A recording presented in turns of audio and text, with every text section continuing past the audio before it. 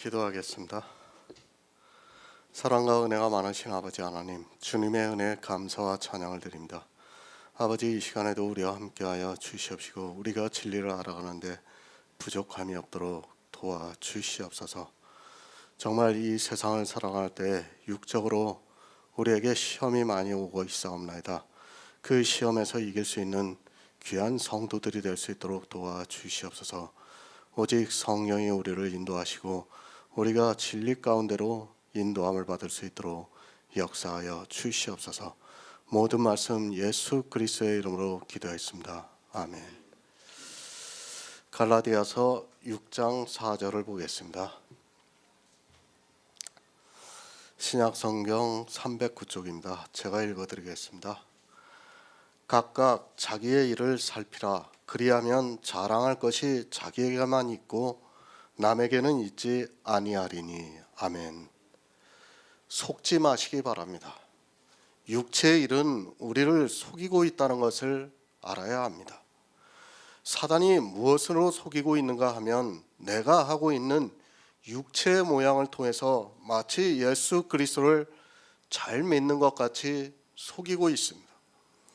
사단이 어떻게 우리에게 다가오는가를 이 시대 교인들은 너무 모르고 있습니다. 예배를 드리고 있습니다. 기도를 하고 있습니다. 그리고 너무 즐거워서 그리고 은혜에 감사해서 입에서 찬송가가 저절로 나오고 있습니다. 세상 사람과는 전혀 다르게 살아가고 있는 나를 보면 정말 하나님을 믿는 사람처럼 보입니다.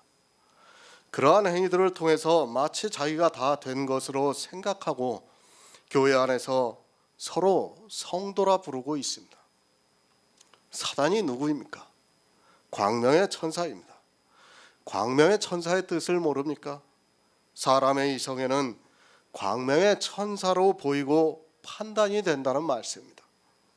교회 안에 이러한 모습들을 보이게 하고 있습니다. 그것이 남을 통해서도 그렇고 나를 통해서도 보여지고 있습니다. 사단은 지금도 계속해서 교회 안에 있는 사람들에게 보여주고 있다는 것을 깨달아야 합니다. 교회에 나와 보시기 바랍니다. 처음에는 예배를 드리는 것만 해도 대단한 것으로 모두가 칭찬을 해주고 있습니다. 그 다음에는 주의를 지키는 것으로, 그 다음에는 11조를 하는 것으로, 그 다음에는 성경 공부를 하는 것으로 해서 점차 행위가 발전하면서 기독교인이 되어가는 그 모습을 보면 어떻게 되겠습니까? 다 된 것 같이 보입니다. 사단은 우리의 육체를 가지고 끊임이 시험을 하고 있습니다. 그 시험이라는 것이 죄를 짓게 하는 것이 아니라 그것은 이 세상 사람들도 알고 있습니다. 누가 죄를 짓게 하는가를 아는 것은 초보입니다. 사단만 죄를 짓게 하는 것이 아니라 이 세상 천하만국의 영광을 가지고 있으면서도 우리 육체를 끊임없이 시험하고 있고 어떤 사람들에게 주고 있습니다. 그것이 바리새인입니다. 그들은 마귀의 자식들이 되어서 이스라엘을 모든 백성에게 흠없는 율법의 의를 보이고 자기들을 따라하라고 가르쳤습니다. 마귀가 이스라엘에게 준 것이 바로 흠없는 율법의 의입니다. 그것이 얼마나 의롭고 영광스럽게 보이는가를 알아야 합니다. 육체의 시험입니다. 인생의 이성으로는 그것이 나쁘다는 것이 절대로 아닙니다. 제가 일부러 죄를 지면서 살라는 것도 절대 아닙니다. 그러나 교회 안에서 율법을 지키고 또 나를 나타내고 보이는 모든 행위들이 다 사단에게서 나오고 있다는 것을 바로 깨닫고 있어야 합니다. 이런 말씀을 드리면 저를 이상하게 생각합니다. 그러나 마태복음에서 사단이 예수님을 시험할 때를 냉정하게 생각해 보시기 바랍니다. 그가 무엇을 가지고 시험을 했습니까? 천하 만국의 영광을 가지고 시험했습니다. 지금 이 시대도 하나님을 믿겠다고 하는 모든 사람들에게 이 육체의 것을 통해서 시험을 하고 있습니다. 그러나 안타깝게도 이것을 시험이라고 생각하지 않고 도리어 하나님께서 주시고 있다고 굳게 믿고 있습니다. 어떻게 됩니까? 하나님께서 주시는 것을 자기도 하고 싶어서 견디지를 못하고 있습니다. 아니, 더 많은 것을 하기 위해서 교회 안에서 경쟁을 하고 있고, 사단이 주는 천하만국의 영광을 가지고 하나님께 영광을 돌린다고 하면서 그것을 아주 기쁜 마음으로 하고 있습니다. 정신 차리시기 바랍니다. 곧 사망의 길이라는 것을 알고 있어야 합니다. 아주 작은 시험 하나에 넘어가는 순간 그는 모든 시험에 넘어가게 되어 있고, 사단은 점점 더 많이 주면서 거기에 깊이 빠지게 만들고 있습니다. 이 시대 교인들은 사단이 주는 그것을 받으면서도 자기를 통해서 나타나면 너무 기뻐서 또 하나님께 구하는 악순환을 반복하고 있습니다. 사단이 죄로 속입니까? 죄로는 속이고 말 것이 없습니다. 이제 우리의 죄는 이미 2000년 전에 예수 그리스도의 십자가로 끝이 났습니다. 죄가 끝이 났으면 사단이 우리를 죽일 수 있는 방법이 없어졌습니다. 그래서 사람들에게 의를 줘서 성령을 회방하게 만들고 있다는 것을 깨달아야 합니다. 죽이는 방법이 달라졌습니다. 아담이 죽었을 때는 죄를 짓게 해서 죽었습니다. 아담이 선악과를 따먹는 순간 우리 인생은 모두가 죄에 팔려 사망에 이르게 되었습니다. 그런데 주님께서 이 세상에 오셔서 세상 죄를 다 지고 가셨습니다. 아담이 진 죄부터 해서 주님께서 다시 오시는 그 날까지 우리 인생들이 짓는 모든 죄를 지고 가셨다는 것을 믿어야 합니다. 어떻게 죽입니까? 성령을 회방하게 만들고 있습니다. 이제는 죄로는 사람을 죽일 수 있는 방법이 없어졌기 때문에 광명의 천사를 만들어서 성령을 회방하게 하는 것으로 죽이고 있다는 것을 알아야 합니다. 하지만 교회 안에 있는 다수는 아직까지도 이 죄와 싸워서 이기려고 애를 쓰고 있습니다. 사실은 그 자체가 예수 그리스도를 믿지 않는 것과 같다는 것을 알고 있어야 합니다. 육체의 일입니다. 음행과 더러운 것과 호색과 우상숭배와 술수와 원수 맺는 것과 분쟁과 시기와 분냉과 당짓는 것과 불리함과 이단과 투기와 술취함과 방탕함을 만들어서 사망에 이르게 만들고 있습니다. 지금 이 시대 교회 안에 있는 교인들에게 이러한 것들을 하게 만들어서 하나님 나라를 유업으로 받지 못하게 하고 있지만 사람들은 도리어 이 일에 열심을 내고 있습니다. 다 하고 있습니다. 여러분이 단 한 가지의 율법만 지켜도 이 일을 하고 있다는 것을 알고 있어야 합니다. 하지만 이 시대는 지식이 없어서 자기들이 무엇을 하고 있는 줄을 모르고 사단이 주는 이러한 것들을 행위로 나타내면서 열심을 내고 있습니다. 사망입니다.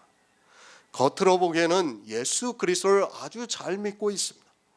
그러나 분명히 그들은 사단에게 시험을 받고 있는 사람들입니다. 그 시험에 너무 쉽게 넘어져서 자기가 어디로 가는 줄을 모르고 있습니다. 교회 안에 있는 사람들이 이러한 육체의 일을 하고 있다는 것을 사도 바울이 가르쳐주고 있지만 자기들은 전혀 하지 않고 있는 것으로 알고 있습니다. 문자에 속고 있습니다.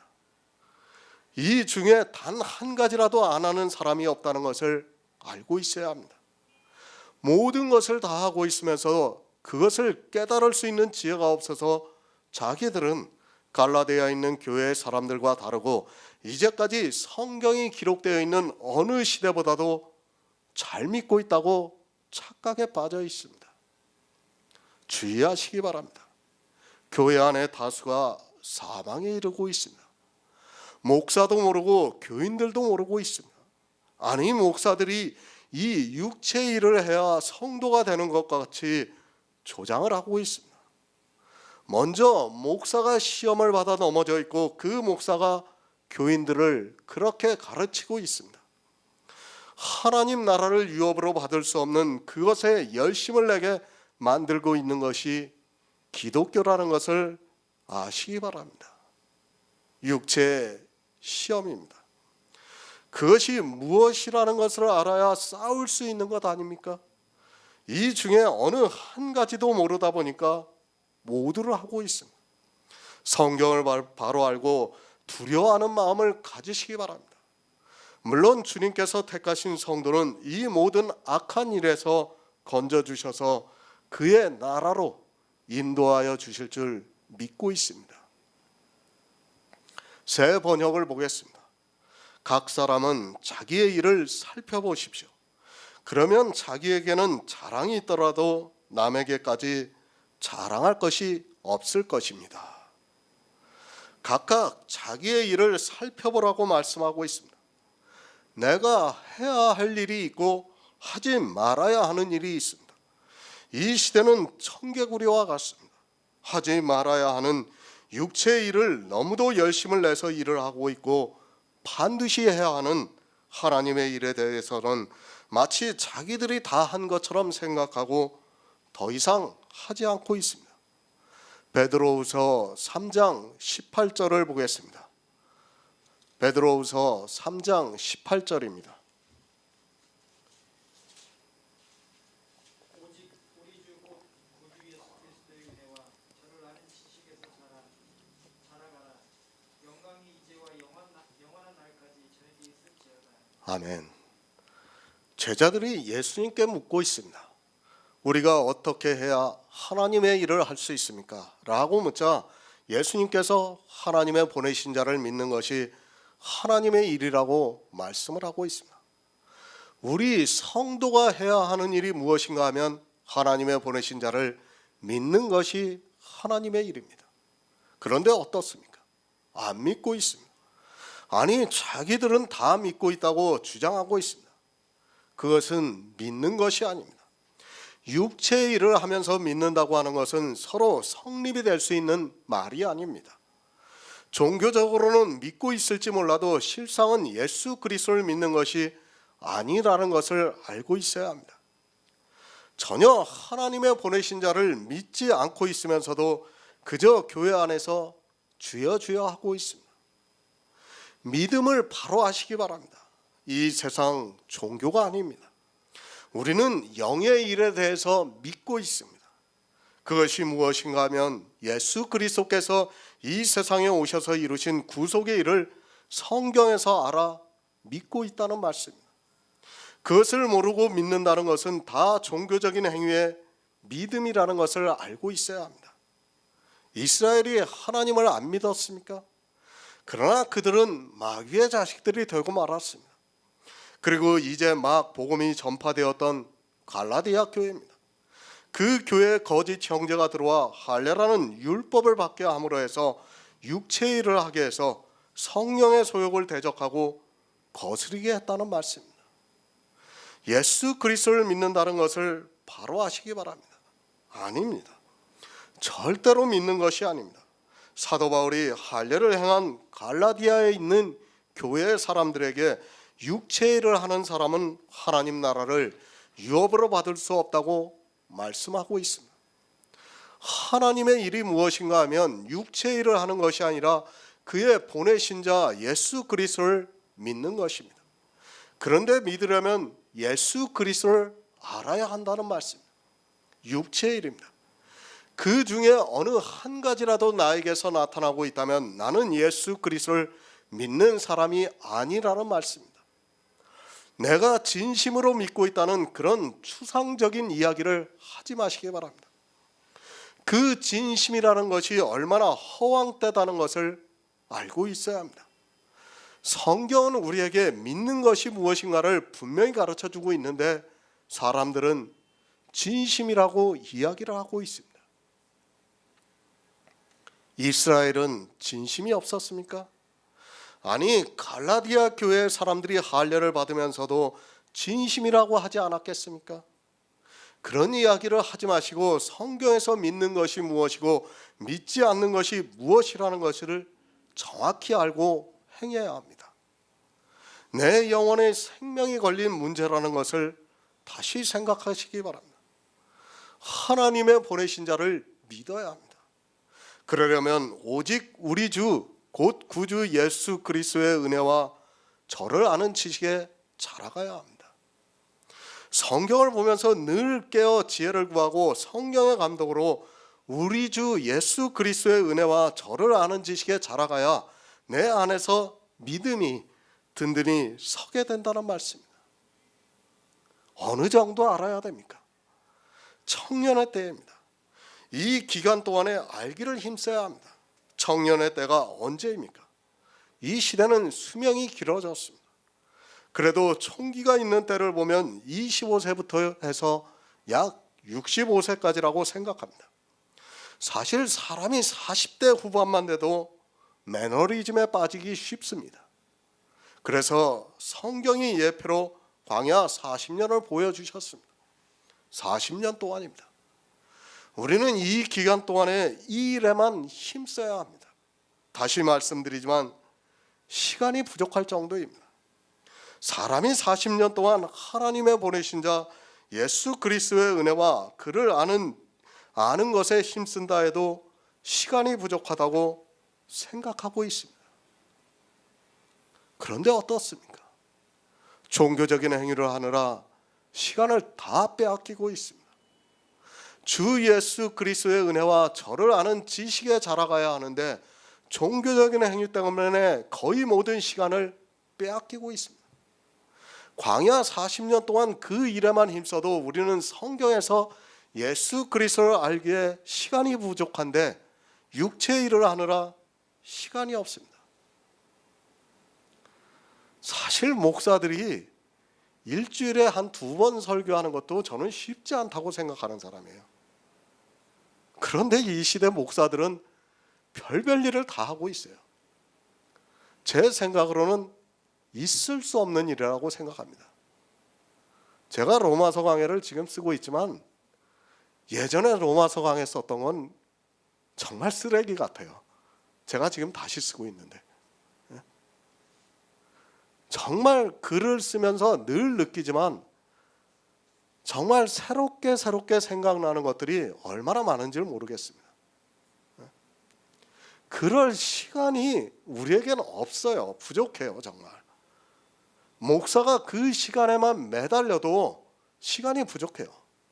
그런데 언제 교인들하고 같이 교제를 하고 그럴 시간이 어디 있습니까? 그럴 시간 없습니다. 우리한테. 정말 우리가 그리스도 편지에서 그 말씀을 보고 깨닫는데도 시간이 부족하다는 것을 여러분이 알고 있어야 됩니다. 그리고 설령 남는 시간이 있다면 우리는 성경을 봐야 됩니다. 교인들은 세상을 살기도 바쁩니다. 솔직히 지금 드리고 있는 예배 시간에서만 해도 목사들이 주 예수 그리스도의 은혜와 저를 아는 지식에 자라가면 되는데도 설교 시간에도 다 거의 우상의 제물을 먹이고 있다 보니까 그럴 시간이 없습니다. 자기가 해야 하는 일을 모르고 하지 말아야 하는 일에 열심을 내게 종교가 만들어가고 있습니다. 안다는 것이 무엇입니까? 그저 성경에 기록이 되어 있는 문자 그대로의 예수 그리스도를 말씀하는 것을 가지고 안다고 말하지 마시기 바랍니다. 그 안에 감추어져 있는 비유와 은유 그리고 예표와 그림자를 통해서 예수 그리스도를 알아야 하는데 이 시대는 굳세지 못한 사람들이 성경을 억지로 해석하다가 다 멸망의 길로 가고 있습니다. 이제까지의 모든 신학자들이 그렇게 해왔습니다. 에베소서 4장 13절을 보겠습니다. 신약성경 313쪽입니다. 에베소서 4장 13절입니다. 우리가 다 하나님의 아들을 믿는 것과 아는 일에 하나가 되어 온전한 사람을 이루어 그리스도의 장성한 분량이 충만한 데까지 이르리니. 아멘. 각각 자기의 일을 살피시기 바랍니다. 내가 해야 하는 일이 무엇인가를 살펴하라는 말씀. 이 시대는 너무 무지합니다. 성경은 우리 성도가 해야 하는 일에 대해서 분명히 가르쳐주고 있지만 모두가 행위에 빠져 자기가 무엇을 하고 있는지조차 모르고 살아가고 있습니다. 무지한 자는 자기 영혼을 망하게 합니다. 누가 그런가 하면 교회 안에 있는 사람들이 이렇게 무지해서 자기 영혼이 사망에 이르게 하고 있지만 도무지 깨닫지를 못하고 있습니다. 자기들이 하나님의 생명에 떠나 있으면서도 그것을 깨달을 수 있는 총명이 사라져 있는 것을 볼 수 있습니다. 성도가 해야 하는 일입니다. 우리가 다 하나님의 아들을 믿는 것과 아는 일에 하나가 되어 온전한 사람을 이루어 그리스도의 장성한 분량에 충만한 데까지 이르라고 말씀을 하고 있습니다. 사도 바울은 계속해서 우리 성도들이 이 세상에서 어떻게 살아가야 하는가를 가르쳐주고 있지만 교회 안에 있는 사람들은 역시 이스라엘의 전철을 그대로 밟으면서 저주를 자청하고 있습니다. 아는 일에 하나가 되어 가고 있습니까? 거짓말하지 마시기 바랍니다. 지금 한국 교회가 정말 이 일에 힘쓰고 있다면 이렇게까지 율법주의가 되지 않았을 것이 분명합니다. 기독교 텔레비전을 보시기 바랍니다. 나름대로 성경을 알아가는 공부를 하고 있지만 그것이 주 예수 그리스도의 은혜와 저를 알아가는 지식에 자라가는 것인가에 대해서는 절대로 아니라고 말씀을 드립니다. 방송을 하고 있습니다. 그리고 성경 공부 교재들이 있습니다. 오히려 그런 것들이 주 예수 그리스도의 은혜와 저를 아는 지식에 자라가는 데 있어서 방해가 되고 있지만 자기들은 그것을 보고 배우는 것으로 마치 에베소서의 말씀과 같이 하고 있는 것으로 착각을 하고 있습니다. 초등학문입니다. 그 정도는 이 세상에서 지적인 능력이 있는 사람이 한 10년을 공부를 하면 누구나 가르칠 수 있는 수준이라는 것을 깨닫고 있어야 합니다. 성령이 오셔서 역사하는 것과 그런 초등학문과는 전혀 다르다는 것을 알고 있어야 하는데 이미 한국 기독교는 철저하게 종교가 되었습니다. 모릅니다. 모르면서 그저 성경의 문자를 많이 알고 또 성경적 배경이나 히브리어의 뜻과 헬라어의 뜻을 아는 것을 마치 자기들이 주 예수 그리스도의 은혜와 저를 아는 지식에 자라가는 것으로 착각을 하고 있습니다. 주 예수 그리스도의 은혜와 저를 아는 지식이 무엇인가를 모릅니까? 이 시대는 한글도 모르는 사람이 목사를 하고 있고 성경을 보면서 가르치고 있습니다. 주 예수 그리스도의 은혜입니다. 그것은 주님이 우리에게 거저 주시는 은혜입니다. 그리고 저를 아는 지식입니다. 저를 아는 지식의 기본이 성막입니다. 그런데 이 성막에 대해서 바로 가르치는 사람이 없습니다. 이스라엘이 성막을 보고 아는 것과 이 시대 교인들이 성막을 보고 아는 것과는 조금도 다르지 않습니다. 그렇다면 이스라엘이 어떻게 되었는가를 알면 답은 간단합니다. 그리스도의 장성한 분량이 충만한 데까지 이르라고 말씀합니다. 그것이 하루아침에 됩니까? 사도 바울이 이 말씀을 왜 했다고 생각합니까? 초대교회도 사도들이 복음을 전했지만 그저 조금 아는 것으로 자기들이 마치 다 된 것으로 생각하는 사람들이 있었습니다. 사도들로부터 배운 그리스도의 은혜를 어느 정도 아는 것으로 마치 모든 것을 아는 것으로 생각하는 사람들이 많았습니다. 초대교회입니다. 사도들은 오직 예수 그리스도의 은혜의 복음을 전했습니다. 지금 이 시대 교인들이 듣고 있는 설교와는 전혀 다르다는 것을 알고 있어야 합니다. 아마 사도 바울이 지금 이 시대 대형 교회에 와서 이 복음의 말씀을 전하면 그 교회의 목사나 교인들이 가만히 있지 않을 것이 분명합니다. 쫓아냅니다. 자기들이 처음 듣는 그 말씀을 도무지 받아들이지 못하고 어디서 이상한 이단의 미혹이 된 사람이 와서 복음을 전한다고 하면서 거짓을 전해서 자기들을 미혹하려 한다고 말할 것이 분명합니다.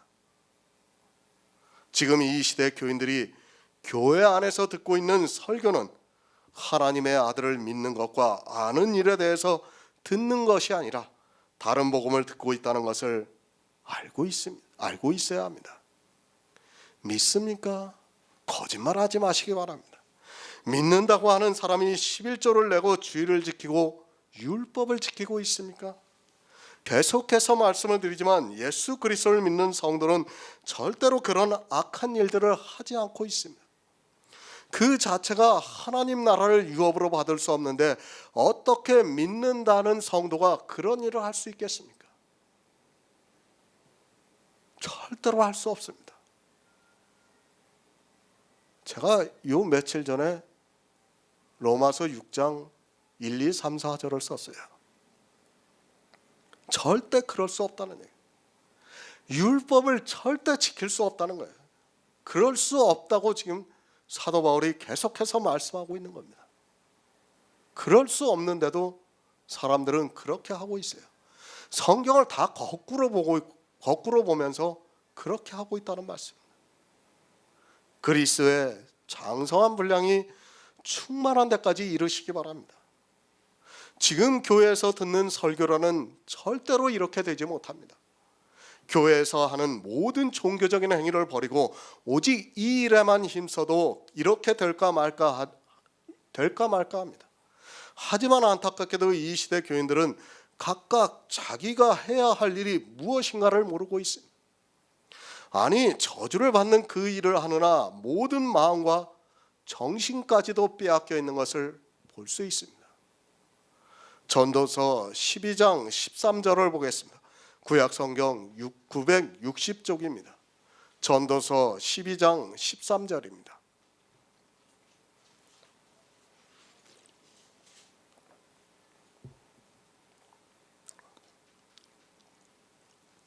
이제 결국을 다 들었으니 하나님을 경외하고 그 명령을 지킬지어다.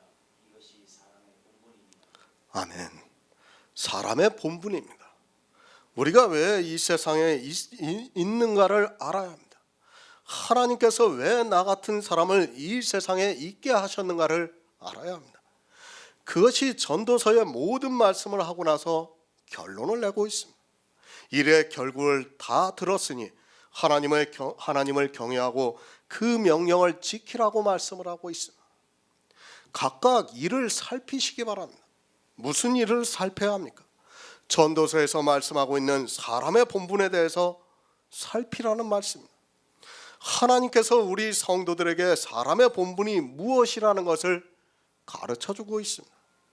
그것은 하나님을 경외하고 그 명령을 지키는 것입니다. 하지만 사람들은 교회 안에 있으면서도 자기의 본분이 무엇인가를 모르고 있습니다. 성경이 무엇입니까? 우리가 이 세상을 살아가는 데 있어서 필요한 말씀입니까? 정말 지금의 교회는 성경을 가지고 초등학문을 만들어버리고 있습니다.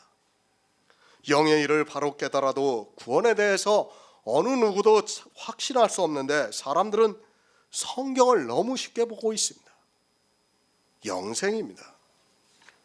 성경을 보고 영생을 얻지 못한다면 그는 이 세상에서 가장 불쌍한 자가 되고 만다는 것을 알아야 합니다.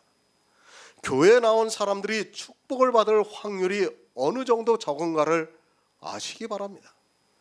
모두가 다 종교에 빠져 도살의 길로 가고 있다는 것을 성경에서 계속 가르쳐주고 있습니다. 여호와를 경외하시기 바랍니다. 경외하라고 하니까 그저 육체적으로 예배를 드리고 기도를 하고 찬송을 부르는 것을 보면서 마치 경외하는 것으로 생각하지 마시기 바랍니다.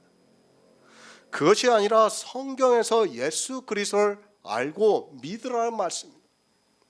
하나님께서 보내신 자를 믿지 않고 그 어떤 행위를 한다 해도 그는 경외하는 것이 아니라 도리어 멸시를 하고 있다는 것을 깨달아야 합니다.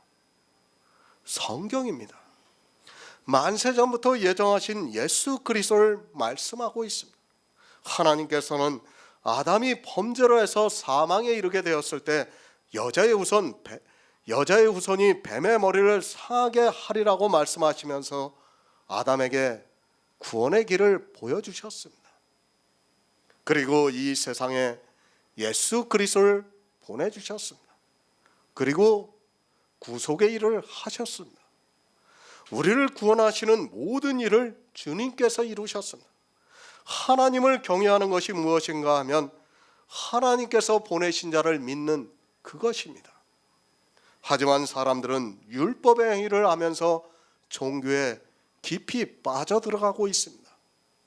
이제까지 인류의 역사를 보면 계속해서 종교가 되었습니다. 그때마다 하나님께서는 선지자를 보내주셨지만 깨닫지를 못하고 사망의 길로 달려가고 있습니다. 내 일을 살피시기 바랍니다. 그의 보내신 자 예수 그리스도를 알아서 믿는 것이 하나님을 경외하는 일입니다. 그런 성도가 명령을 지킵니다. 요한복음에서 그의 명령은 영생인 줄을 안다고 말씀하고 있습니다. 각각 자기를 어떻게 살펴야 하는 줄을 모르기 때문에 하나님의 명령에 대해서 깨닫지 못하고 있고 그저 교회만 나오면 구원을 받는 것으로 생각하고 있습니다. 다시 말씀드립니다. 내 영혼의 구원이 하루아침에 이루어지는 것이 절대로 아닙니다. 물론 구원은 단번에 이루어지는 역사입니다. 그러나 분명히 성경에서 우리 주 곧 예수 그리스도의 은혜와 저를 아는 지식에서 자라가야 합니다. 자라가지 않으면서 하루아침에 교회에 나와서 그저 남들이 하는 것을 보면서 고백했다고 해서 그가 영생을 받았다고 하지 마시기 바랍니다. 바로 하시기 바랍니다. 성경에서 영생이 무엇인가를 가르쳐주고 있습니다. 그런데 이 시대 교회에서 처음 나온 사람이 주변 사람들의 보이지 않는 강요에 의해서 어쩔 수 없이 하고 있는 그 고백으로 자기가 예수 그리스도를 믿고 영생을 얻었다고 하지 마시기 바랍니다. 아니, 교회 안에서 이런 행위를 강요하는 목사는 사실 성경을 모르는 어리석은 사람입니다. 아마 오살리 기도원 한 번씩은 다 가보셨죠? 거기 가면 집회 때마다 그러죠. 오늘 처음 영접하신 분들 일어나시라고 그러면서 그래가지고 믿음을 고백하게 만들고 그러면서 예수 그리스도를 믿는 것 같이 말하고 있습니다. 하루아침에 그렇게 되는 게 아니에요. 그건 종교의 쇼에 불과합니다. 그런 거. 어떻게 하루아침에 우리가 예수 그리스도를 아는 지식에 장성한 분량에 충만한 데까지 이룰 수 있습니다. 절대로 불가능합니다. 어떻게 믿습니까? 아무것도 모르는 사람이 어떻게 믿을 수 있습니까?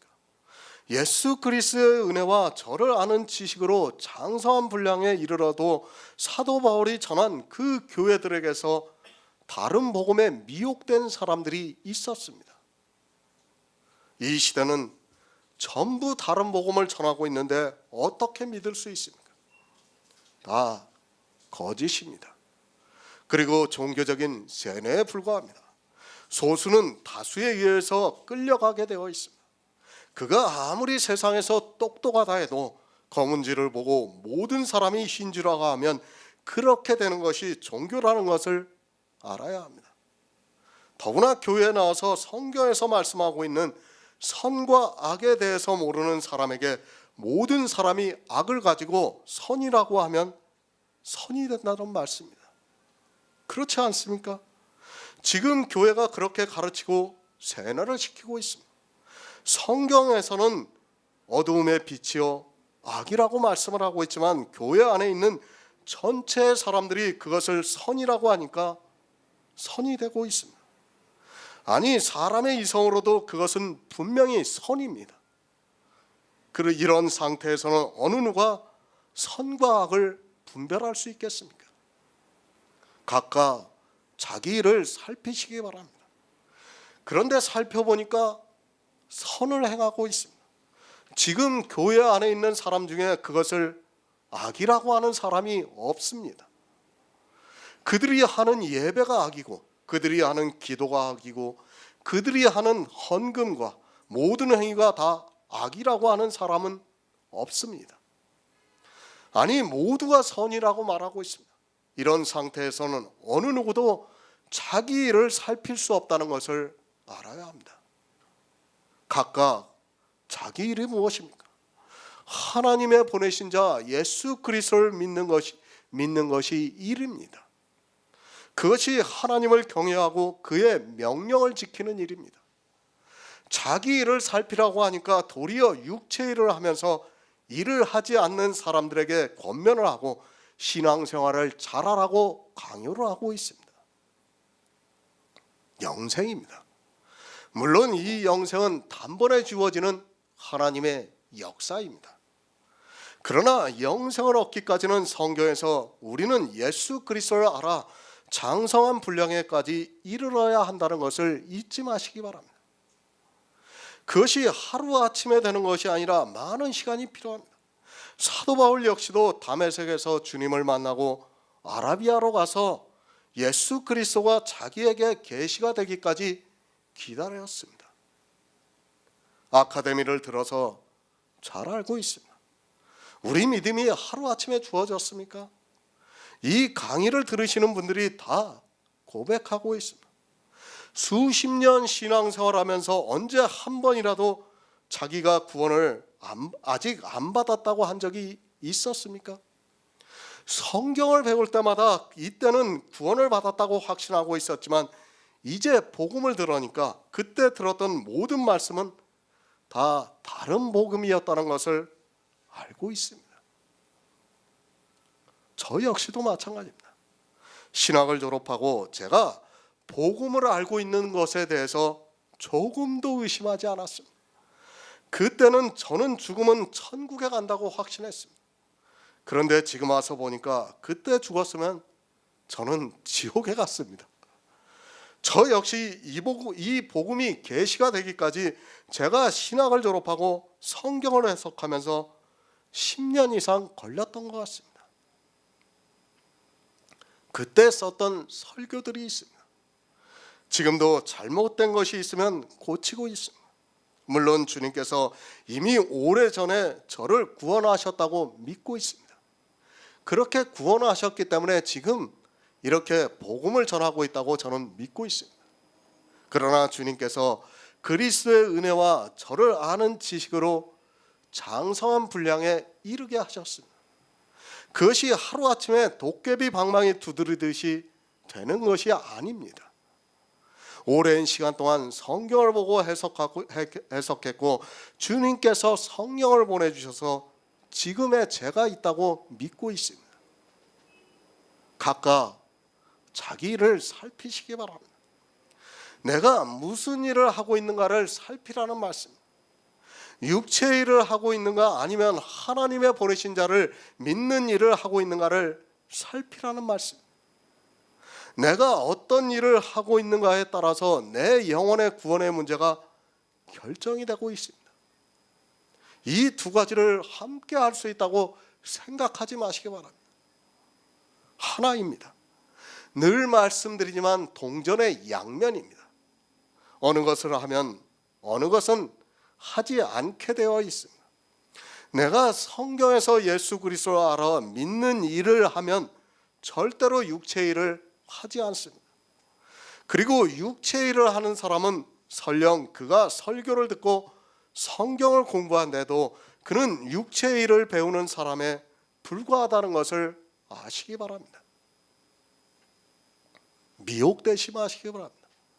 사단은 교묘하게 섞어놓고 있습니다. 육체 일을 하면서도 자기가 마치 예수 그리스도를 믿는 것과 같이 만들고 있다는 것을 알아야 합니다. 아니, 육체 일을 하는 자기가 예수 그리스도를 더 잘 믿는 성도가 되는 것으로 사람의 이성을 마비시켜버리고 있습니다. 요한복음 6장 28에서 29절을 보겠습니다. 신약성경 153쪽입니다. 요한복음 6장 28에서 29절입니다. 저희가 묻되 우리가 어떻게 하여야 하나님의 일을 하오리까? 예수께서 대답하여 가라사대 하나님의 보내신 자를 믿는 것이 하나님의 일이니라 하시니. 아멘. 영생이 무엇입니까? 유일하신 참 하나님과 그의 보내신 자 예수 그리스도를 아는 것이라고 말씀하고 있습니다. 성경에서 유일하신 참 하나님의 사랑과 그의 보내신 자 예수 그리스도의 구속의 은혜를 알아서 믿는 것이 영생이라고 말씀을 하고 있습니다. 자기 일을 살폈습니다. 그리고 영생을 얻었다는 말씀. 구원은 하나님의 선물이라고 말씀하고 있습니다. 왜 선물인가 하면 우리 사람의 이성으로는 아무리 성경을 보아도 진리로 인도함을 받을 수 없습니다. 이 세상에서 가장 지식이 있는 사람이라 해도 사람의 이성으로는 성경을 보고 유일하신 참 하나님과 그의 보내신 자를 알아서 믿을 수 없다는 말씀입니다. 종교적인 것은 가능합니다. 그러나 절대적으로 안 된다는 것을 알고 있어야 합니다. 우리 성도가 영생을 얻는 것은 내가 지혜가 있어서도 아니고 내가 무슨 일을 잘해서도 아닙니다. 오직 예수 그리스도의 은혜이며 이 은혜를 성경에서 깨닫기까지는 성령의 인도하심이 있다는 말씀입니다. 자랑합니다. 이 영생을 어떻게 자랑할 수 있겠습니까? 내가 한 것이 있어야 자랑할 수 있습니다. 그러나 이 영생의 문제는 내가 한 것이 하나도 없습니다. 내가 지금 하나님의 보내신 자를 믿는 것도 사람의 이성으로는 사실 불가능하다는 것을 우리는 잘 알고 있습니다. 누가 사람의 이성으로 이 믿음을 논리적으로 이야기할 수 있습니까? 안 됩니다. 우리가 구원을 받는 것을 어느 누구도 자랑할 수 있는 것이 절대로 아닙니다. 왜 아닌가 하면 내가 한 것이 없기 때문입니다. 내가 한 것이 없는 것뿐만 아니라 우리는 사람의 이성으로 성경을 보면 내 의에 반드시 빠지게 되어 있습니다. 거기에 안 빠질 사람이 없습니다. 이제 조금 뒤에 이제 설교를 말씀을 보세요. 거기에 지금 모든 사람이 다 빠져 있습니다. 성경을 보면 빠질 수밖에 없게 기록이 되어 있습니다. 그런 것을 깨닫지 못하면 우리는 사망에 이를 수밖에 없다는 것을 알아야 합니다. 그래서 사도 바울은 나에게는 자랑이 되어도 남에게는 자랑할 것이 없다고 말씀하고 있습니다.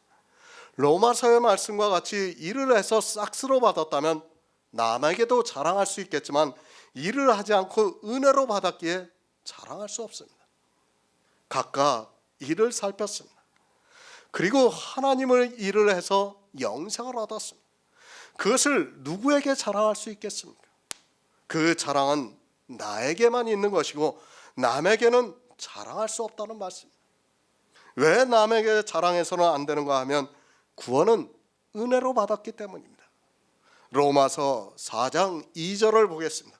신약성경 243쪽입니다. 로마서 4장 2절입니다. 만일 아브라함이 행위로서 의롭다 힘을 얻었으면 자랑할 것이 있으려니와 하나님 앞에서는 없느니라. 아멘. 아브라함이 율법을 지켰으면 자랑할 것이 있습니다. 아니 율법의 행위로 의롭다함을 얻었다면 분명히 자랑할 것이 있습니다.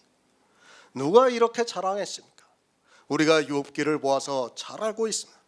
그는 자기가 고난 중에 있으면서도 자기가 한 일에 대해서 자랑을 하고 있었던 사람입니다. 율법을 지키면 그렇습니다. 욥이 고난을 받기 전에 어떻게 살았는가를 성경에서 잘 말씀하고 있습니다. 그가 얼마나 의롭게 살았으면 하나님의 공평한 저울에 달려보겠다고까지 이야기를 하겠습니까? 그렇게 율법을 지키는 사람은 분명히 남에게 자랑할 것이 있습니다. 이 시대도 역시 교회 안에서 율법을 지키는 사람들은 남에게 자랑을 하면서 자기가 신앙생활을 잘해서 천국에 간다고 합니다. 바로 아시기 바랍니다. 우리 인생은 자랑할 것이 없습니다. 그러나 나에게는 있습니다. 얼마나 감사합니까? 저는 제가 이 복음을 깨닫고 영생을 얻었다는 그 생각만 해도 가슴이 벅차오릅니다. 그리고 제 자신에게 너무도 자랑스럽게 생각이 되고 있습니다. 아니, 하나님께서 나 같은 사람을 사랑하셔서 구원해 주셨다는 것이 자랑이 되고 있습니다. 정말 저는 그래요. 세상에 얼마나 똑똑하고 지혜로운 자들이 많습니까? 세상에 난다 긴다 하는 사람이 얼마나 많습니까? 그런데 하나님께서는 저 같은 사람에게 이 복음을 주셨다는 게 너무도 자랑스럽고 정말 감사합니다. 얼마나 자랑이 됩니까? 영생을 모르는 사람은 절대로 이해하지 못합니다. 그리고 구원의 확신이 없는 사람은 절대로 모릅니다. 또 이 시대 거의 절대 다수가 다른 복음에 빠져 있는데 하나님께서 성령을 보내주셔서 모든 진리로 내가 인도함을 받는다는 것이 제 안에서 무엇보다 더 큰 자랑이 되고 있습니다. 육체는 약합니다. 그리고 누구에게도 내세울 것이 없습니다. 그러나 하나님께서 정말 기적과도 같이 나 같은 사람에게 이 복음을 주셔서 그의 은혜로 구원을 받았다는 것을 생각하면 너무도 자랑이 되고 있습니다. 이 자랑은 구원을 받은 사람만이 할 수 있는 자랑입니다. 거짓이 아닌 종교에 속은 그런 구원이 아닌 육체의 소욕을 다 버리고 오직 성령의 소욕으로 내가 구원을 받았다는 것이 얼마나 자랑이 됩니까? 내 스스로가 자랑이 됩니다. 세상 사람들이 다 아니라 해도 저는 자랑이 되고 있습니다. 바람이 임의로 불매 어디서 와서 어디로 가는지 모르는 것과 같이 이 세상 사람들이 저를 모른다 해도 저에게는 자랑이 되고 있습니다. 그것은 아브라함과 같이 하나님을 믿음에 이를 그의 의로 정하셔서 의롭다 하시는 이를 믿는 그 믿음이 구원을 해주셨기 때문입니다. 저는 정말 그렇습니다. 제 자신이 너무도 자랑스럽습니다. 정말 주님의 은혜로 이 복음을 깨달아 그리스도의 영이 내 안에 있다는 것이 얼마나 기쁜 일입니까? 그것도 교회 안에 있는 1000만이라는 숫자가 모르는 믿음의 비밀을 알게 하시고 영생을 얻었다는 것이 정말 자랑스럽습니다. 자랑하시기 바랍니다. 내 안에서 자랑이 있어야 합니다. 사실 어느 시대를 보더라도 영생을 얻은 사람은 아주 적습니다. 노아 시대는 단 한 사람 노아만 은혜를 입었습니다. 그리고 애굽에서 가나안에 들어갈 때도 갈렙과 여호수아만 들어갔습니다. 예수님께서 계속해서 비유로 말씀하시면서 청함을 받은 자는 많으나 택함을 입은 자는 적다고 말씀을 하셨습니다. 어느 정도 적습니까? 이 세상 교회 안에 있는 사람들은 성도가 있는 줄도 모르고 살아갈 정도로 적습니다. 그런 적은 중에서 내가 구원을 받았습니다. 그것은 하나님께서 주신 은혜로 구원을 받았습니다. 이 생명이 있는 성도는 자기에게 자랑이 되고 있다는 말씀입니다. 그러나 남에게는 자랑이 안 됩니다. 남에게 자랑해 보아야 그들은 알지 못하는 일입니다. 이 시대 어느 누가 우리 성도님들의 자랑을 알 수 있습니까? 아마도 자랑하려고 하면 도리어 이단이라고 공격할 것이 너무도 분명합니다.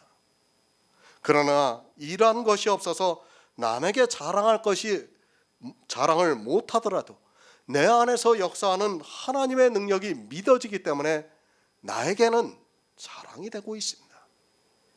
이것이 복음의 능력이라는 것을 여러분이 믿어야 합니다. 갈라디아서 6장 5절을 보겠습니다. 신약성경 309쪽입니다. 각각 자기의 짐을 질 것입니다. 아멘. 새 번역을 보겠습니다. 사람은 각각 자기의 몫에 짐을 져야 합니다. 각각 자기의 짐을 질 것이라고 말씀하고 있습니다. 성경은 정말 우리에게 놀라운 비밀들을 가르쳐주고 있고 하나님께서는 얼마나 공평한 분이신가를 깨닫게 해주고 있습니다. 사람들은 자기 형편과 처지를 보면서 때로 원망을 하면서 살아가고 있습니다. 그러나 하나님의 섭리를 성경에서 알면 하나님께서 지금 나를 통해서 역사하시는 이 모든 일들이 다 받아들여지게 되어 있습니다. 각각 자기 일을 살펴야 합니다. 왜 살펴야 하는가 하면 시험을 받지 않게 하기 위해서 자기 일을 살펴서 구원을 받아야 한다는 말씀입니다. 우리 인생들이 교회에 나오면 육체의 일로 인하여 얼마나 많은 시험을 당하는가를 알고 있어야 합니다. 하지만 그것을 시험이라고 생각하지 않고 도리어 열심을 내고 있습니다. 다시 말씀드립니다. 사도 바울이 다시 강조를 하고 있습니다. 육체의 시험을 받는 사람들에게 다시 말씀을 하고 있습니다. 그만큼 사람은 육체의 시험에 거의 무방비로 당하고 있다는 것을 알고 있어야 합니다. 우리가 그것을 깨달을 수 있는 지혜가 있는 것이 아니라 성령이 오셔서 각각 자기의 일을 살필 때 내가 당하고 있는 시험이 무엇인가를 깨달을 수 있습니다. 육체의 일입니다. 갈라디아서에 기록이 되어 있는 육체의 일을 깨닫지를 못하고 있습니다. 그저 세상의 음행이라고 생각하고 있고, 그리고 세상의 더러움이라고 생각하고 있습니다. 그리고 세상에 세워져 있는 여러 가지 우상을 보면서 우상 숭배라고 이야기를 하고 있습니다. 성경을 아무리 보아도 소경이 되어서 깨달을 수 없습니다. 교회 안에서 누가 우상 숭배를 합니까? 아마 어느 목사가 정말 우상을 만들어서 숭배한다면 그 교회 안에 있는 사람들이 다 나갈 것이 분명합니다. 그러나 갈라디아에서 말씀하고 있는 우상 숭배가 초대교회 안에 있었다는 것을 알고 있어야 합니다. 어떻게 사도 바울이 복음을 막 전한 교회에 우상 숭배가 있을 수 있겠습니까? 그러나 우상 숭배를 했기 때문에 사도 바울이 육체의 일이라고 말씀을 하고 있습니다. 초대교회가 우상 숭배를 했습니다. 이 시대 교회가 우상 숭배를 하지 않고 있습니까? 지금 우리나라 교회들이 우상 숭배를 하지 않고 있다고 생각하는 사람이 있다면 그는 육적인 이스라엘과 조금도 다르지 않은 사람이고 마귀에게 미혹이 되어 있는 마귀의 자식들이라는 것을 알고 있어야 합니다. 구약의 우상 숭배입니다. 그것이 그대로 신약의 교회에서도 나타났습니다. 다만 모양만 달라졌습니다. 구약에서는 실제 우상을 숭배했고 신약에서는 그것이 보이지 않는 우상이 되었습니다. 아마 다른 우상이 되었다는 말씀입니다. 그래서 사도 바울이 고린도전서에서 우상의 제물에 대해서 말씀하고 있지만 이런 말씀들을 보면서 자기들이 실제 보이는 우상 숭배를 하지 않은 것으로 마치 우상 숭배와는 아무 상관이 없는 것으로 생각하고 있습니다. 이스라엘이 우상 숭배를 했습니다. 그리고 사도들이 복음을 전한 초대교회에 우상 숭배가 있었습니다. 그런데 이 시대 교회가 우상 숭배를 하지 않고 있다고 생각한다면 그는 성경을 모르는 무지한 자입니다. 이 시대 교회가 얼마나 많은 우상 숭배를 하는 줄을 교회 안에 있는 사람들은 죽을 때까지 모르고 깨닫지 못하고 살아갈 것이 분명합니다. 이미 말씀을 드렸습니다. 5장에서 우상 숭배에 대해서 그리고 육체의 일에 대해서 말씀을 드렸습니다. 그런 육체의 일이 이 시대 교회 안에 그대로 나타나고 있다는 말씀입니다. 그것이 누구에 의해서 나타나고 있는가를 알아야 합니다. 복음을 모르고 많이 받은 자가 그렇게 하고 있습니다. 적게 받은 자는 자기 짐을 지기가 쉽지만 많이 받은 자는 그것이 다 시험으로 다가오기 때문에 짐을 진다는 것이 쉽지가 않습니다. 디모데전서 6장 9절을 보겠습니다. 신약성경 341쪽입니다. 디모데전서 6장 9절입니다. 부활이 없는 자들은 시험과 온무와 여러 가지 어리석고 해로운 정욕에 떨어지나니 곧 사람으로 아멘. 각각 자기 짐을 지라고 말씀하고 있습니다. 그 짐이 무엇인가 하면 육체의 시험입니다. 여러분이 바로 알아야 하는 것이 있습니다. 하나님께서는 각각의 사람에게 분복을 주셨습니다. 누가 부하려 하겠습니까? 각각 자기 짐을 지어야 하는데 누가 더 시험을 받겠습니까? 참으로 하나님께서는 우리 가난한 자들에게 은혜를 주신다는 것을 알 수 있습니다.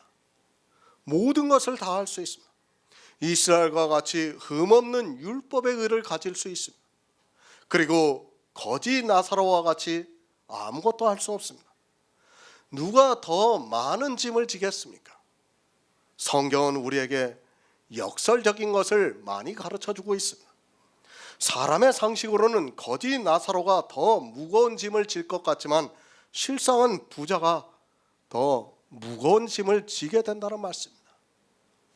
못하면 괜찮습니다. 하나님께서도 하지 말라고 하니까 하지 않는 것은 쉽습니다. 그러나 육체의 현재한 일을 다 할 수 있게 받았습니다. 그 사람들이 얼마나 부해지고 싶겠습니까? 못해서 부해지지 못한다면 차라리 포기나 할 수 있는데 모든 것을 다 할 수 있습니다. 정말 어렵다는 것을 알아야 합니다. 왜 사람이 육체의 시험에 그렇게 쉽게 빠지는가를 알아야 합니다. 그래도 몇 가지는 자기가 할 수 있기 때문에 육체의 시험에 아주 쉽게 넘어가고 있습니다. 그렇게 많은 것을 할 수 있는데 성경을 문자적으로 보니까 부해지려는 것이 맞습니다. 사실 율법을 지키는 일보다 이 짐을 지고 육체 일을 하지 않는 것이 더 어렵다는 것을 알아야 합니다. 대형 교회를 보시기 바랍니다. 그들은 정말 하나님의 영광이 넘치는 찬양대가 있습니다. 그것을 하지 않을 수 있다고 생각합니까? 그리스도 편지같이 아무것도 없는 곳은 사실 그 짐을 지는 것이 쉽습니다. 그러나 대형 교회에서는 모든 것을 다 할 수 있는 상태에서는 그 짐을 진다는 것이 불가능합니다. 부해질 수 있는 여러 여건이 다 되어 있는 상태에서는 시험에 빠지게 되어 있다는 말씀입니다. 부하려 하지 마시기 바랍니다. 저는 오히려 그런 면에서 감사하고 있습니다. 우리도 부자가 되어 보시기 바랍니다. 아마도 그리스도 편지에서도 내분이 일어날 것이 분명합니다. 우리가 할 수 있는 일을 왜 하지 않느냐고 하면서 자기들이 하고자 하는 육체 일에 점점 더 시험을 받을 것이 분명합니다. 안 그럴 것 같습니까? 지금은 안 그럴 것 같죠? 그러나 그렇게 돼요. 사람이 많아지고 부해지면 반드시 그렇게 되게 되어 있습니다. 하지만 어떻습니까? 우리는 가진 것이 없으니까 짐을 지기가 쉽습니다. 그러나 이미 한국 기독교는 너무 많은 것을 가져서 시험에 넘어가지 않을 수 없다는 것을 알고 있어야 합니다. 우리는 숫자가 없으니까 찬양 성가대를 만들 필요도 없고 찬양을 부를 필요도 없습니다. 그러나 대형교회는 그것을 하고 싶어 합니다. 사단은 이렇게 많은 것을 주고 시험을 하고 있다는 것을 알고 있어야 합니다. 대형교회만 그렇습니까?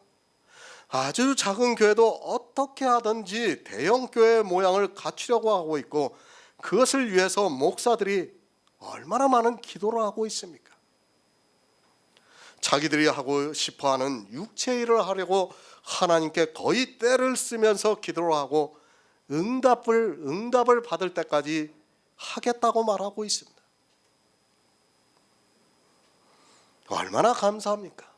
우리는 부해지려고 하지 않습니다. 물론 적게 준 것도 있지만 많이 주었다 해도 역시 우리는 우리의 짐을 질 수 있게 성령께서 역사를 하고 있다는 말씀입니다. 그러나 교회의 절대 다수는 어떻게 하든지 부해지려고 애를 쓰고 있고 그것이 침륜과 멸망에 빠지게 하고 있지만 깨달을 수 있는 지혜가 없어서 모두가 다 사망의 길로 가고 있습니다. 짐입니다. 사실 모든 것을 다 가진 자일수록 그 짐이 더 무겁다는 것을 알고 있어야 합니다. 하지만 사람들은 교회 안에서 모든 것을 가지려고 노력을 하고 있습니다. 저는 그렇게 생각합니다. 할 수만 있다면 우리는 정말 이 짐을 가볍게 해야 합니다. 왜 그런가 하면 많은 것을 가지고 있으면 시험은 더욱 강하게 다가온다는 것을 알고 있어야 합니다. 초대교회를 보시기 바랍니다. 그들에게 무엇이 있었습니까? 지금의 교회는 너무 많은 것을 가지고 있기 때문에 시험을 당하고 있고 그 시험으로 인하여 침륜과 멸망에 빠지고 있다는 것을 알고 있어야 합니다. 초대교회는 사실 아무것도 가진 것이 없기 때문에 그만큼 시험을 덜 당했고 믿음을 굳게 지킬 수 있었지만 이 시대는 너무 많은 짐을 지고 있고 그것이 다 시험이 되고 있습니다. 조심하시기 바랍니다. 정말 우리 약한 것에 감사하시기 바랍니다. 저는 이렇게 예배할 수 있는 주의 만찬을 나눌 수 있는 처소가 있는 것만으로도 감사하고 있습니다. 그리고 세상 교회가 하나도 부럽지 않습니다. 그런 우리이기 때문에 짐을 질 수 있다고 믿고 있습니다. 저도 사람입니다. 왜 우리 교회가 그래도 우리 사무실이 하나 있기를 바라지 않겠습니까? 정말 인간적인 마음으로는 바라고 있어요. 그러나 어떻습니까? 그것을 위해서 기도는 하지 않고 있습니다. 내가 설령 정말 인간적으로 바라고는 있을지라도 그것을 위해서는 기도할 수 없어요. 왜? 우리는 부해지려고 해서는 안 되기 때문입니다. 그런 것까지도 우리를 부하게 만들고 있다는 것을 알고 있어야 합니다. 각각 자기의 짐을 지시기 바랍니다. 하나님께서 누구에게는 더 많은 것을 주시고 또 누구에게는 적게 주셨습니다. 사도 바울 역시 흠없는 율법의 의를 가질 정도로 바리새인으로 살았지만 자기의 짐을 지었습니다. 사도 바울과 같은 사람이 복음을 받아들인다는 것은 사실상 불가능한 일입니다. 그러나 그의 고백에서와 같이 하나님께서는 만삭되지 못한 자에게도 은혜를 주셨습니다. 시험을 받습니다. 이제 우리 성도는 장성한 분량에 이르렀습니다. 우리는 우리의 짐을 지고 시험을 이길 수 있는 성도가 되었다는 말씀입니다.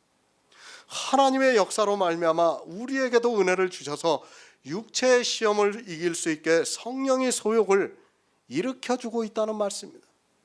그리하여 우리는 그리스도의 법, 성령의 법을 성취했다고 말씀하고 있습니다.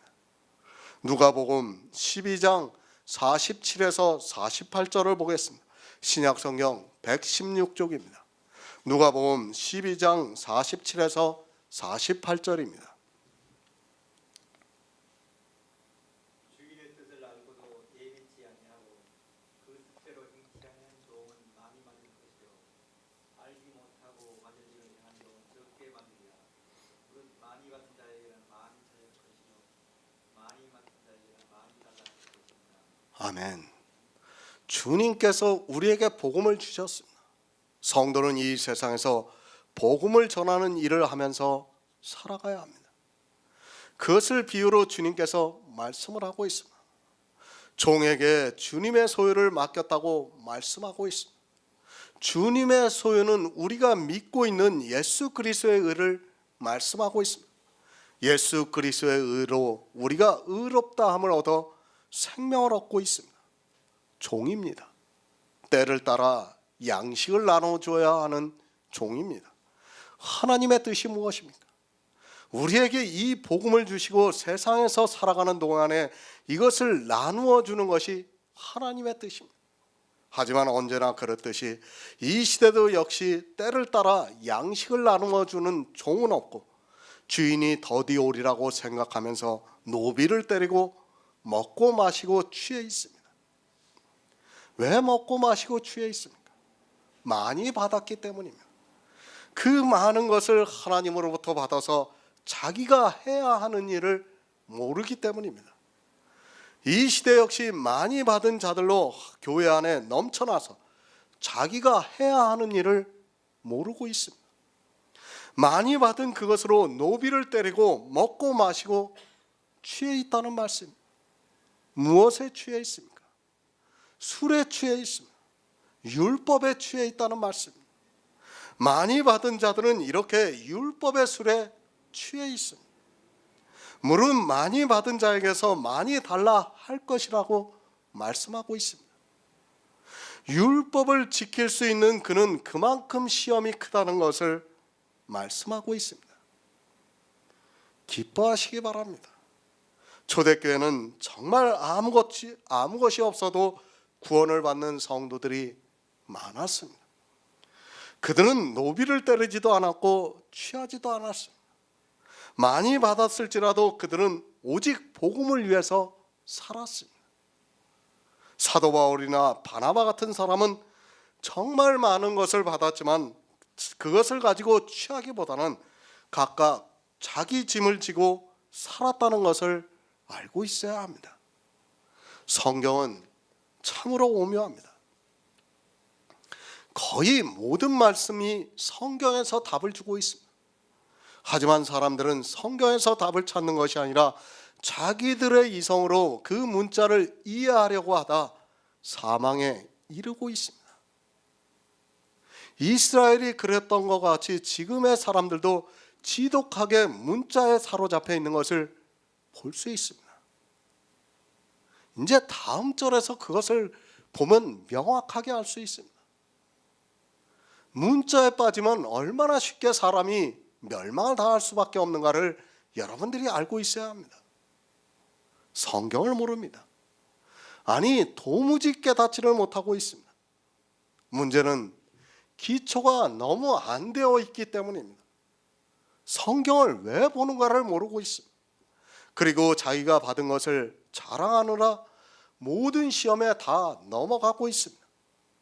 각각 자기 짐을 지는 것이 아니라 시험이 오면 너무도 쉽게 미혹을 당하고 있습니다. 그래서 사도 바울이 속히 떠난다고 말씀하고 있습니다. 분복입니다. 재물도 물론 분복입니다. 그러나 내가 율법을 지킬 수 있는 것 역시 분복입니다. 또 은사도 분복입니다. 우리 성도는 분복대로 살아가고 있습니다. 그러나 율법의 행위가 그리고 은사를 통해서 복음을 가리는 일들이 악하다는 것을 알기에 그 분복도 오직 복음을 전하는 일에만 사용하고 있습니다. 누구는 많이 받았습니다. 그 많이 받은 것이 절대로 축복이 아니라는 것을 알아야 합니다.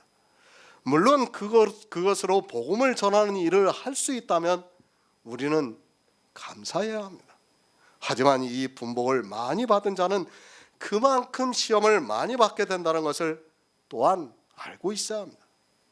많이 받은 것을 부러워하지 마시고 또 적게 받았다고 해서 하나님을 원망하지 마시기 바랍니다. 지금 무엇을 말씀하고 있습니까? 내가 율법을 지킬 수 있는 능력을 많이 받았다는 겁니다. 또 은사를 많이 받았다는 말씀입니다. 그런 것을 많이 받았다고 해서 자랑할 것도 없고 또 적게 받았다고 해서 많이 받은 사람을 부러워할 필요도 없습니다. 우리 성도는 각각의 분복대로 그대로 살아가는 겁니다. 영생입니다. 우리는 그 명령을 지키기 위해서 살아가고 있습니다. 그리고 복음을 전하는 일은 덤입니다. 그것을 덤으로 생각하는 성도는 내가 많이 받은 것을 절대로 기뻐하지 않습니다. 오히려 그것으로 시험을 받는 데 있어서도 더 무거운 짐을 지게 된다는 것을 알고 있기 때문입니다. 우리의 짐입니다. 율법을 지키는 일보다 사실은 율법을 지킬 수 있는 능력이 있는데 안 지키는 것이 더 무거운 짐이라는 것을 알고 있어야 합니다. 6장의 말씀이 어렵더라도 우리는 잘 이해를 해야 합니다. 계속해서 조금 이해하기 힘든 말씀들을 하고 있습니다. 육체의 일입니다. 그리고 성령의 소욕입니다. 이 두 가지에 대해서 정확하게 알고 있다면 또 이해가 쉽게 되리라고 믿고 있습니다. 성경은 정말 믿음의 비밀을 맡은 자 외에는 안 보인다는 것을 알고 있어야 합니다. 지금 이 시대 우리에게 이 믿음의 비밀을 주시고 성경을 볼 수 있는 눈을 열어주셨습니다. 성경을 바로 깨닫고 그리스도의 법을 성취하는 성도가 되어야 합니다. 갈라디아서 6장 6절을 보겠습니다. 신약 성경 309쪽입니다. 가르침을 받는 자는 말씀을 가르치는 자와 모든 좋은 것을 함께하라. 아멘. 새 번역을 보겠습니다. 말씀을 배우는 사람은 가르치는 사람과 모든 좋은 것을 함께 나누어야 합니다. 지금 개역 성경하고 새 번역하고는 번역이 완전히 잘못되어 있어요. 새 번역만 이렇게 번역이 된 게 아니라 공동 번역이나 현대인의 성경이나 킹제임스나 제가 보고 있는 성경이 다 새 번역과 같이 똑같이 번역이 되어 있습니다. 여러분이 이 말씀을 정말 주의 깊게 봐야 합니다. 시험 당하지 마시기 바랍니다. 지금 이 갈라디아 말씀을 보면서 얼마나 많은 사람들이 시험을 받고 있습니다. 시험을 당하지 말라고 하는 그 말씀을 보고 도리어 사람들이 시험을 받고 있습니다. 문자 그대로를 보면 시험을 당하지 않을 수 없게 기록이 되어 있습니다. 정말 이 말씀을 저도 깨닫기까지는 제가 이걸 한번 지우고 다시 썼던 기억이 있습니다. 왜? 도저히 앞뒤 말이 안 맞기 때문에 정말 고민을 하다가 쓰다 보니까 결론을 내게 됐어요. 이 말씀을 깨닫게 됐습니다. 각각 자기의 짐을 질 것이라고 말씀합니다. 이 짐을 어떻게 생각합니까? 이 세상에서 성도로 살면서 교회 안에서 자기가 해야 하는 일로 생각하고 있습니다. 그러니까 사람의 이성이 있어서 교회를 보고 있습니다. 그리고 나에게 많은 것이 있다 보니까 그것이 걸림이 되고 있습니다.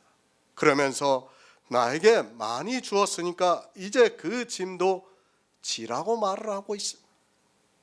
거의 모든 사람이 그렇게 받아들이고 있습니다. 아니, 모든 목사들이 그렇게 가르치고 있습니다.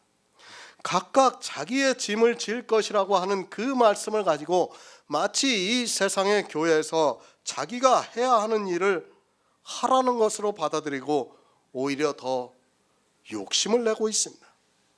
육체의 시험을 받지 말라고 한 그 말씀을 오해를 해서 자기의 가진 것에 짐을 지라는 뜻으로 받아들이고 교회를 위해서 최선을 다하고 있는 것을 볼 수 있습니다. 어떤 때 많이 합니까? 특히 교회를 건축하거나 교회에서 큰 일이 있을 때 이 말씀을 아주 적절하게 이용을 하고 있습니다. 그런 보이는 육적인 짐이 아니라 영의 일을 말씀하고 있지만 성경을 거의 다 육적으로 보고 있습니다. 복음을 다른 복음으로 만드는 데는 사람들이 천부적인 체질을 타고났습니다. 절대로 아닙니다. 그런 짐을 각각이 지라는 것이 아닙니다. 성경은 우리에게 영의 일을 말씀하고 있지만 육의 일을 말씀하는 것이 아닙니다. 왜 다른 복음이 되고 침륜과 멸망을 당하는가 하면 성경을 사람의 이성으로 보고 있기 때문입니다. 그리고 문제는 우리나라 목사들이 국어를 너무 모르다 보니까 성경의 문장을 해석하는 방법을 모르고 있습니다. 그런 사람들이 헬라어, 히브리어를 안다고 말하고 있습니다. 이 한글 개역 성경이 얼마나 잘 번역이 되어 있는가를 여러분이 잘 알아야 합니다. 헬라어, 히브리어 몰라도 됩니다. 정말 한글 개역 성경만 우리가 국어를 잘 알고 성령의 감동을 받아서 번역을 해석을 하면 구원을 받는데 아무 문제가 없습니다. 문자를 아는 것은 아무것도 아닙니다. 그것은 이 세상 초등학문이라는 것을 알아야 합니다. 말씀 안에 담겨져 있는 의미를 모르게 되면 다 멸망을 당하게 되어 있습니다. 늘 말씀드리지만 성경을 아는 것은 아무것도 아닙니다. 그것은 누구나 이 세상에서 공부를 하면 다 알 수 있습니다. 각각 자기의 짐입니다. 그것은 내가 받은 시험의 짐, 교회에서 무엇을 하라는 짐이 아니라 내가 예수 그리스도의 법을 성취하기 위해서 시험을 받아야 하는 그 짐을 지라는 말씀. 하지만 안타깝게도 사람들은 이 말씀을 가지고 교회라는 아세라를 세우기 위해서 더욱 열심을 내게 만들고 있습니다. 교회라는 아세라를 위해서 짐을 지게 만들고 있습니다. 다시 말씀드립니다. 육적으로는 우리가 해야 할 일이 아무것도 없습니다. 일이 있다고 하는 사람은 다 멸망과 침륜에 빠지게 됩니다. 제가 아무것도 하지 말라는 것이 아니라 주님께서 우리에게 부탁하신 일이 있다는 것을 말씀하고 있습니다. 부탁이라는 단어의 의미를 바로 아시기 바랍니다. 누가 나에게 부탁을 했습니다. 그것은 법이 아닙니다. 반드시 해야 하는 것도 아니라는 말씀입니다. 부탁이라는 말이라는 것은 말 그대로 부탁입니다. 내가 할 수도 있고 하지 못할 수도 있는 것이 부탁이라는 것을 알아야 합니다. 반드시 해야 하는 것은 부탁이 아니라 법이라는 것을 알고 있어야 합니다. 단어의 의미를 모르게 되면 사람들은 이것을 법으로 만든다는 것을 알고 있어야 합니다. 육의 일이 아닙니다. 이 말씀을 보고 육적으로 짐을 지게 강요하지 마시기 바랍니다. 강요를 하는 순간 그것이 육체의 일이 되고 그는 반드시 사망에 이르게 되어 있습니다. 하나님의 일을 정말 지혜롭게 성령의 감동을 받아서 해야 합니다. 그렇지 않고 강요에 의해서 하는 것은 다 죄가 됩니다. 그래서 자원하는 마음을 주셨고 우리에게 그렇게 하라고 말씀을 하고 있습니다. 가르침을 받는 자는 말씀을 가르치는 자와 모든 좋은 것을 함께하라. 이 말씀을 너무 오해하고 있습니다. 그리고 이용하고 있습니다. 이 말씀도 번역상에 약간의 문제가 있습니다. 그래도 한글 개역 성경이 성경에 가장 가깝게 번역이 되지 않았나 싶습니다. 다른 번역을 보면 원뜻과는 차이가 있게 번역이 된 것 같습니다. 신명기 12장 19절을 보겠습니다. 구약성경 282쪽입니다. 신명기 12장 19절입니다.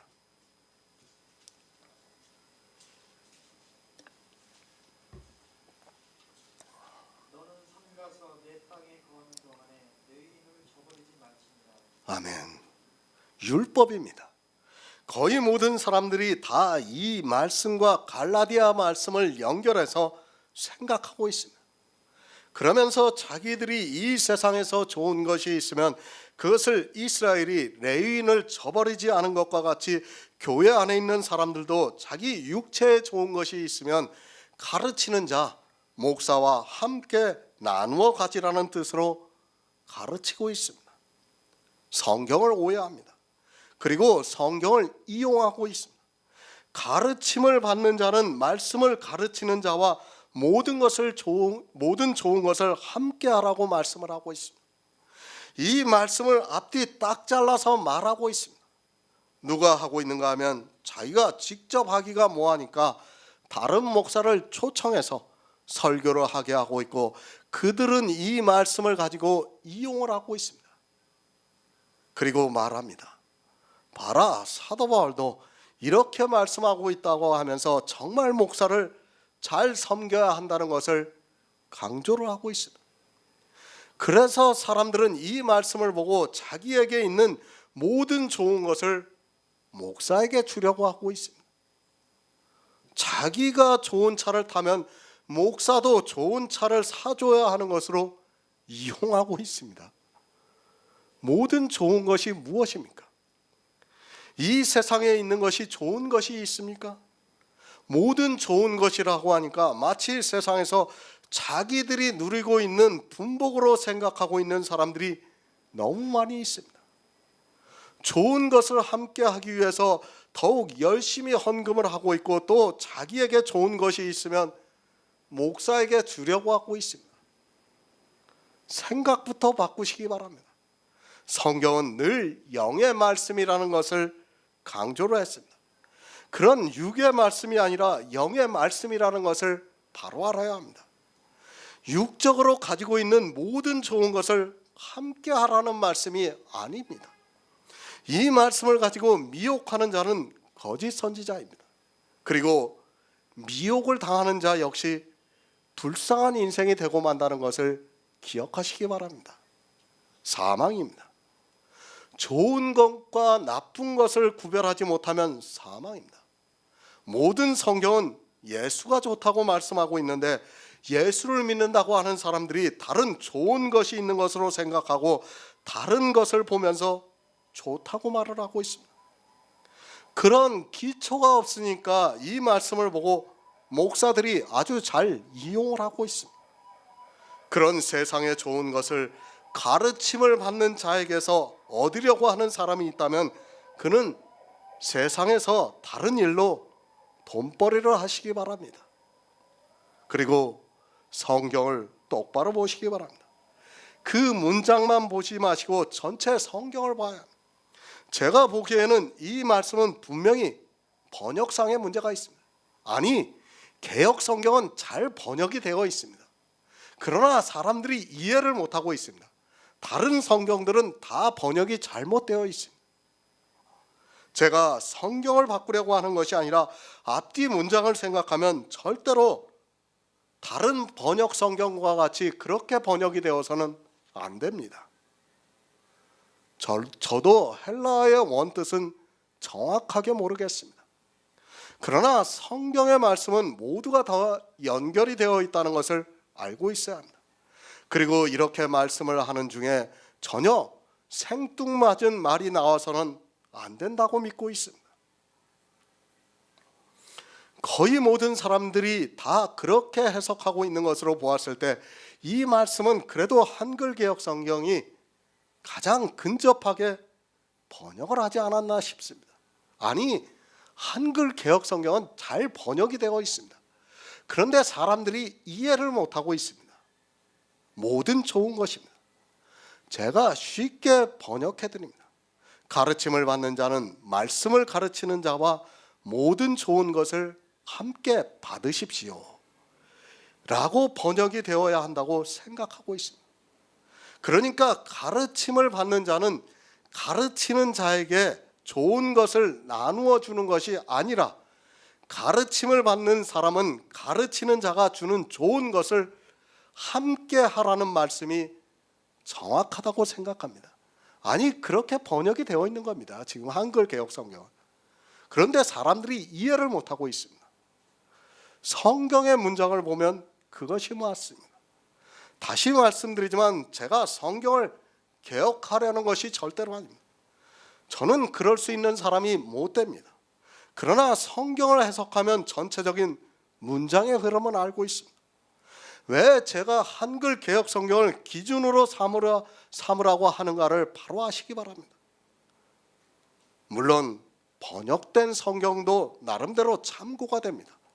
그러나 결정적인 말씀들을 이해하는 데는 한글 개역 성경만한 것이 없다고 믿고 있습니다. 그리고 문제는 좋은 것에 대한 사람들의 생각부터 바뀌어야 성경을 바로 볼 수 있다고 생각하고 있습니다.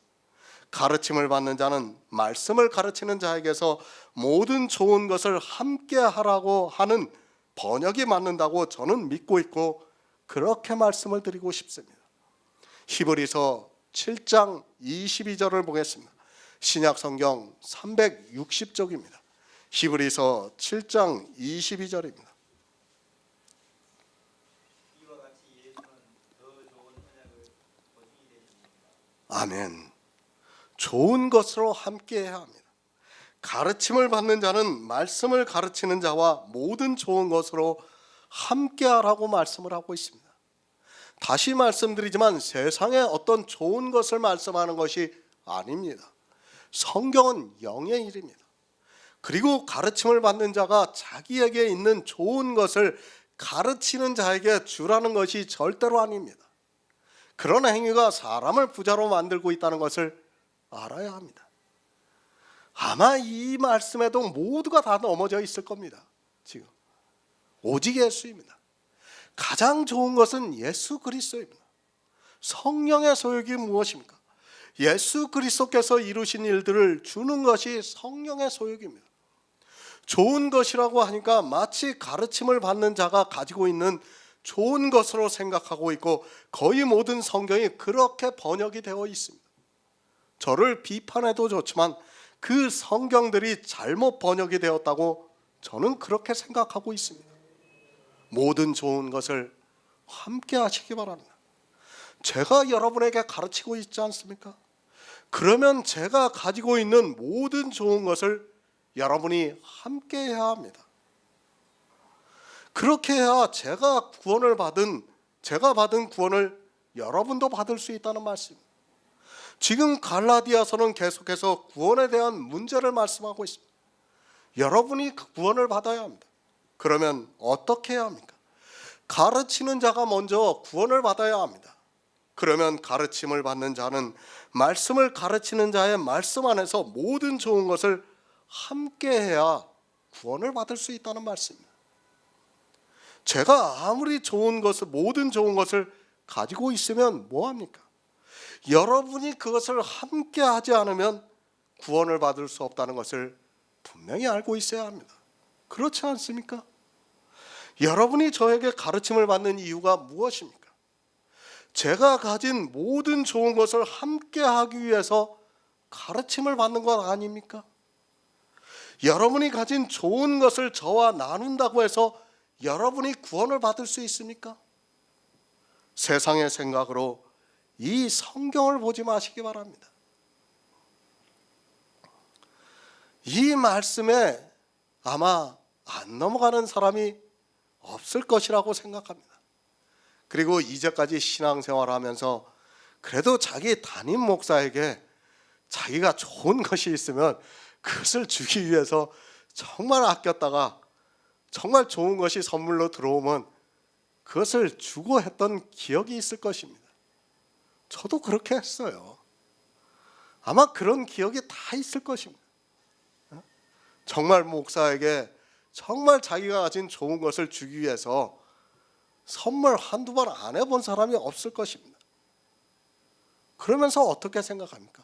이 말씀을 생각하면서 가르침을 받는 자는 가르치는 자에게 모든 것을 좋은 것을 함께 주라고 했다고, 자기가 성경 말씀대로 살았다고 부자가 될 것 아닙니까? 사망에 이르는 길입니다. 정말 우리는 바로 깨달아야 합니다. 그런 것이 우리를 부자로 만들어서 사망에 이르게 하고 있다는 말씀입니다. 세상의 예입니다. 가르침을 받는 자는 가르치는 자에게 자기 좋은 것이 있으면 나누어 주는 것이 도리입니다. 이것은 세상의 도리입니다. 그런 세상의 도리를 우리가 몰라서 그것을 가르치기 위해서 하나님께서 이 성경을 기록하게 하셨습니까? 성경을 보는 시각부터 바꾸지 않으면 그가 아무리 평생을 성경을 연구한 사람이라 해도 소경으로 살 수밖에 없다는 것을 깨달아야 합니다. 세상의 일입니다. 정말 다시 말씀드리지만 세상의 일로 성경을 보지 마시기 바랍니다. 가르침을 받는 자가 무엇이 부족해서 여러분의 좋은 것을 나누어 갖기를 바라고 있겠습니까? 저는 여러분이 설령 그런 일을 한다 해도 자원하는 마음이 아니라면 나눠 갖고 싶지 않습니다. 그것으로 여러분의 영혼이 망한다는 것을 빤히 알고 있는데 어찌 그렇게 할 수 있겠습니까? 모든 좋은 것이 무엇입니까? 이미 우리에게 다 가르쳐 주었습니다. 성령의 열매는 사랑과 희락과 화평과 오래 참음과 자비와 양성과 충성과 온유와 절제라고 말씀을 하고 있습니다. 예수 그리스도께서 이 모든 좋은 열매를 맺어 주셨다고 말씀을 하고 있습니다. 이 모든 것은 다 좋은 것입니다. 모든 좋은 것입니다. 물론 성경에서 이것 말고도 좋은 것이 많이 있습니다. 가르치는 자는 이미 모든 좋은 것을 다 받았습니다.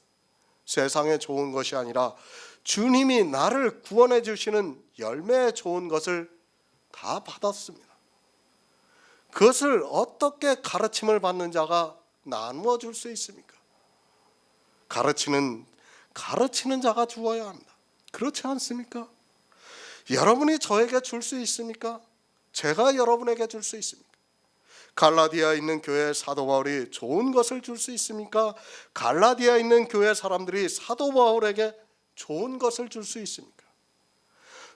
모든 좋은 것이 무엇이라는 것을 모르다 보니까 성경을 번역하는 사람들까지도 이상하게 번역을 해놓았습니다. 5장에서 무엇을 말씀했습니까? 육체의 일과 성령의 열매를 말씀했습니다. 그리고 육체의 시험에 대해서 말씀하고 있습니다. 그 육체의 시험의 짐은 각각 자기의 짐을 지면 됩니다. 그리고 이제 모든 좋은 것에 대해서 말씀하고 있습니다. 지금 갈라디아서 6장은 5장과 연결해서 말씀하고 있다는 것을 알고 있어야 합니다. 말씀을 계속해서 보시기 바랍니다. 5장에서 육체의 일과 성령의 열매에 대해서 말씀을 하고 있습니다.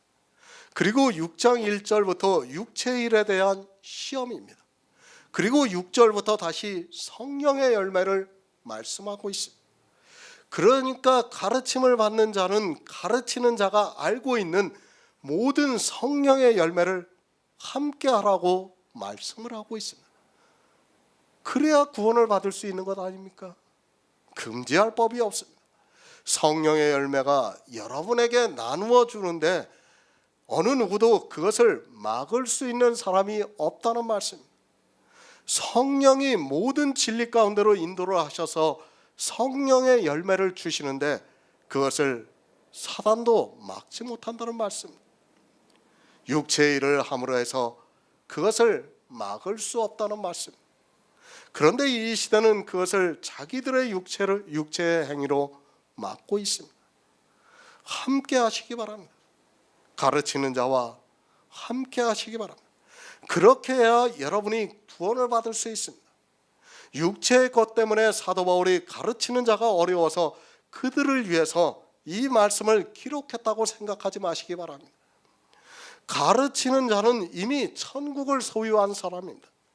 설령 가르침을 받는 사람들이 율법에서와 같이, 아니 세상의 도리와 같이 레위인을 저버릴지라도 천국을 소유했다는 것을 알고 있어야 합니다. 무엇이 부족합니까? 물론 저버리면 육체의 고통은 조금 더 있을 수 있습니다. 그러나 설령 그런 일이 있다 해도 저는 천국을 소유했다고 믿고 있는 사람입니다. 여러분이 가진 것을 저에게 나누어 주는 것이 아니라 제가 가진 것을 여러분이 함께 해야 한다는 것을 잊지 마시기 바랍니다. 여러분이 가진 좋은 것은 썩을 것입니다. 그러나 제가 가진 좋은 것은 영원히 썩지 않을 것입니다. 성경을 잘못 해석하면 그것으로 사망에 이른다는 것을 알고 있어야 합니다. 제가 가지고 있는 모든 성령의 열매를 지금 여러분에게 주고 있습니다. 그 열매를 여러분이 저와 함께 받으시기를 바라고 있습니다. 사도 바울이 갈라디아에 있는 교회에 이 말씀을 하고 있습니다. 정말 가르침을 받는 자는 가르치는 자와 모든 좋은 것을 함께 하시기를 부탁드립니다.